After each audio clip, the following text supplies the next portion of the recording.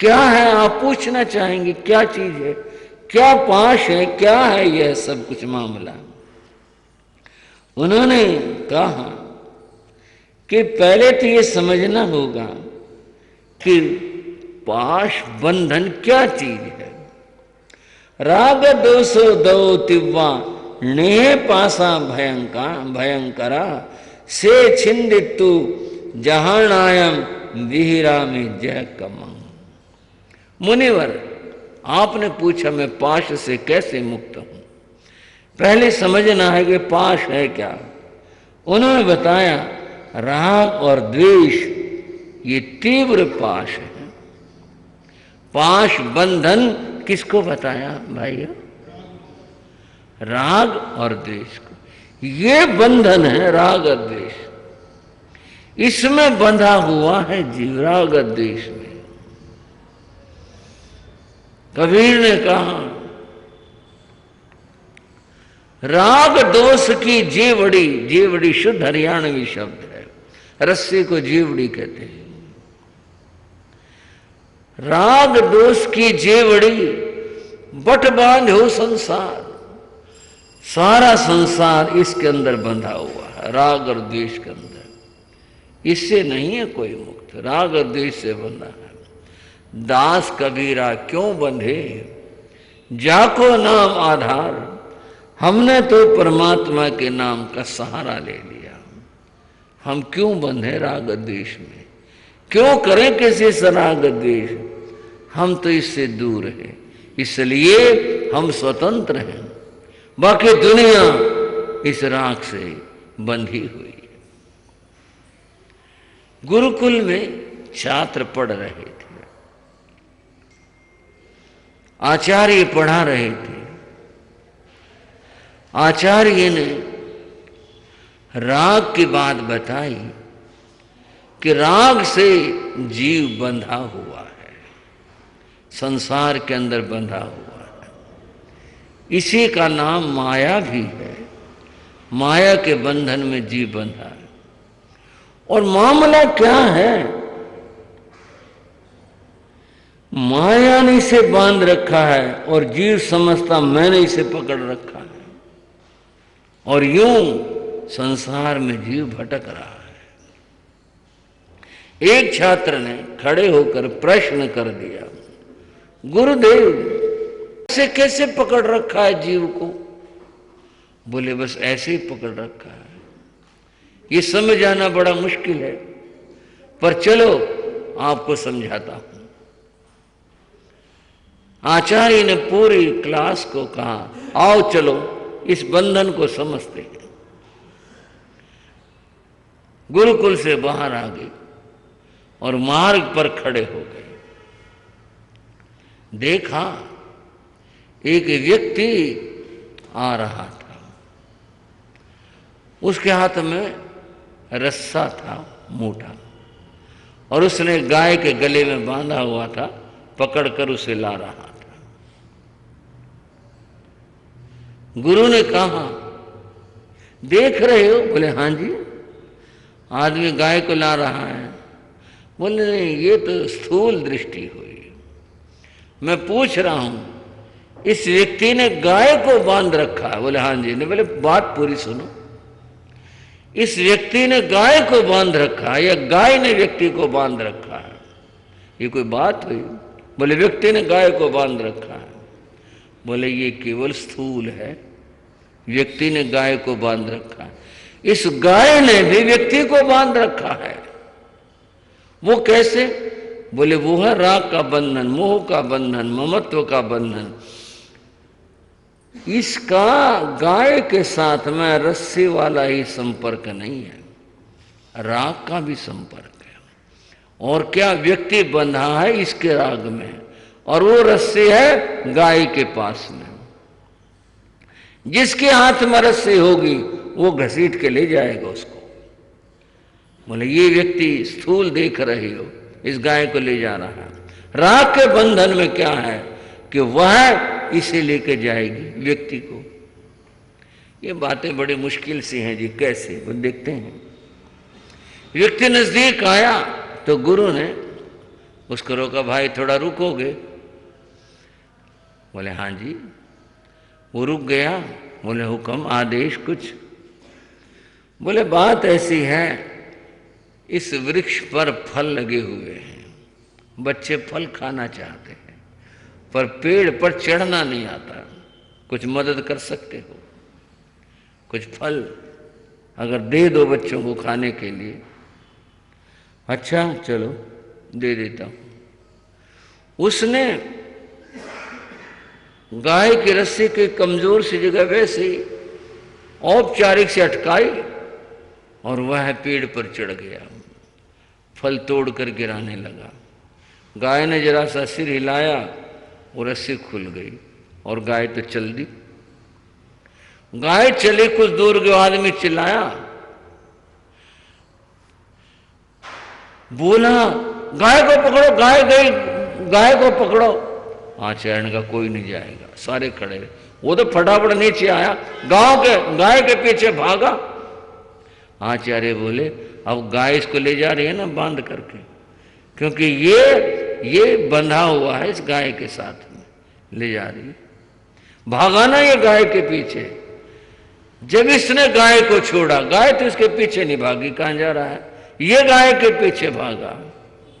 ये नेह पासा भयंकरा, ये जो मोह का बंधन है ये दिखाई नहीं देता, परंतु बड़ा ये प्रबल होता है।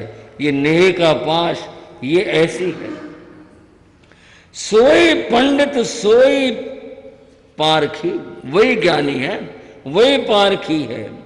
सोई संत सुजान, संत वही है। तुलसी जाके चित्त भई राग द्वेष की हान। तुलसीदास ने कहा जिसके भीतर से राग द्वेष चले गए, बस वही संत है, सुजान वही ज्ञानी है, वही पंडित है, वही सब कुछ है। और राग द्वेष अगर जीवन के अंदर है, फिर कुछ नहीं है, फिर उसने कुछ प्राप्त नहीं किया है। यह ऐसा होता है राग का बंधन। ये 3 तरह का बताया है, थोड़ा सा समझ लेंगे। और वो क्या बताया, इसको दृष्टि नाम से बताया। और कैसे बताया, काम राग, स्नेह राग और दिट्ठी दृष्टि राग। काम राग वस्तु और व्यक्ति के प्रति होने वाला राग। स्नेह राग, स्नेह राग और भी सूक्ष्म होता है।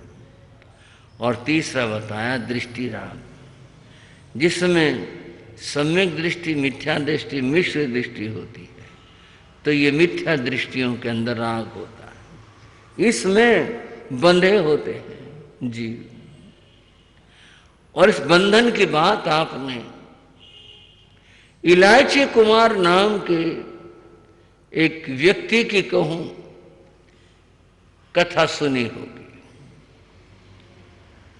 एक सेठ था, उसका एकमात्र बेटा था, नाम इलायची कुमार था। बड़ा हो गया, युवा हो गया, माता पिता उसके विवाह की बात सोच रही थी। एक दिन वो घर से बाहर गया था, कहीं बाजार में काम से लौट रहा था। लौटते समय एक जगह उसने देखा तमाशा हो रहा था। तमाशा था एक नट का, और उसके साथ उसकी बेटी थी नटनी, वो भी थी। वो नीचे ढोल बजा रही थी और नट तमाशा कर रहा था, बांस के ऊपर चढ़ करके कभी नाच रहा था, कभी कुछ कर रहा था। वो खड़ा हो गया, वो देखता रहा।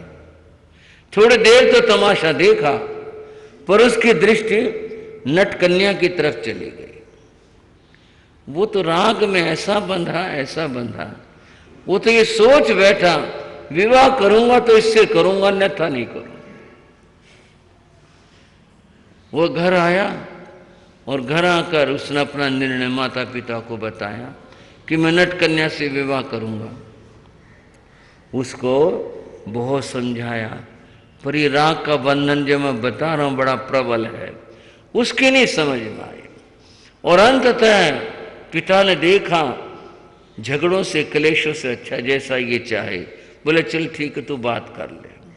वो नट के पास गया और कहा मैं तुम्हारी कन्या से विवाह करना चाहता हूँ। बोले कौन हो तुम? बोले मैं श्रेष्ठी का सेठ का बेटा हूँ। जाओ चले जाओ यहाँ से। क्या मतलब? मैं आया हूँ, हम अपनी कन्या दूसरों को देते नहीं हैं, हम तो अपनी जाति में ही विवाह करते हैं। वो बोला मेरे पास बहुत धन है, मैं बहुत धन दे दूंगा।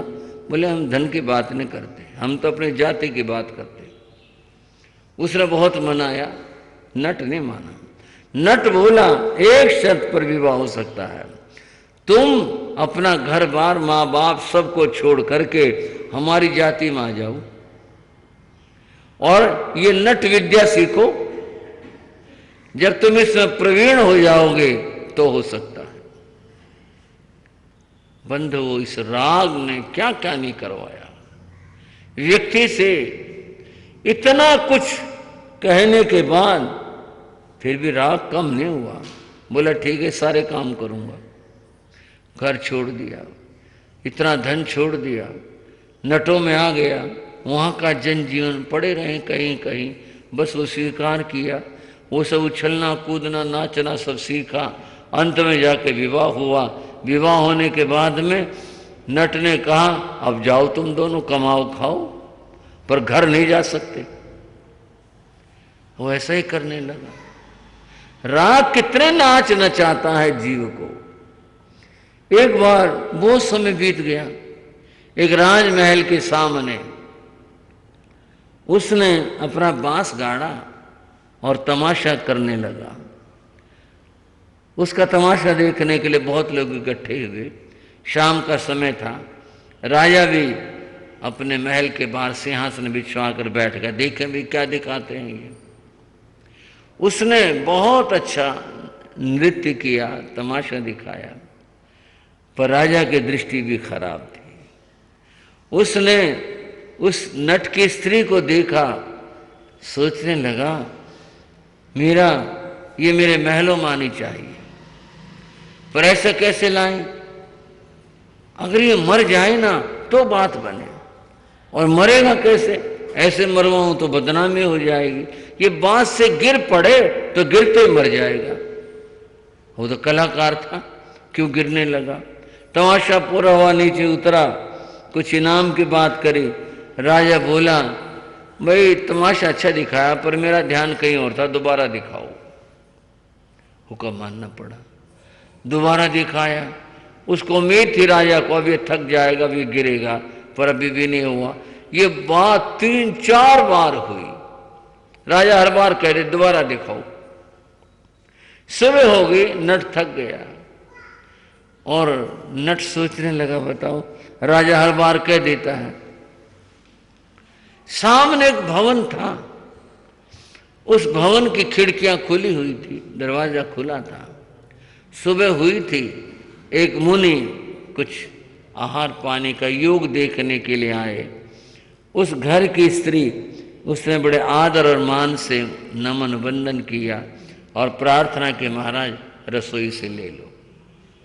वो देखने लगा, हैरान भी रहा इस बात से कि भाई ये है तो मांगने वाला और महल में कैसे चला आया।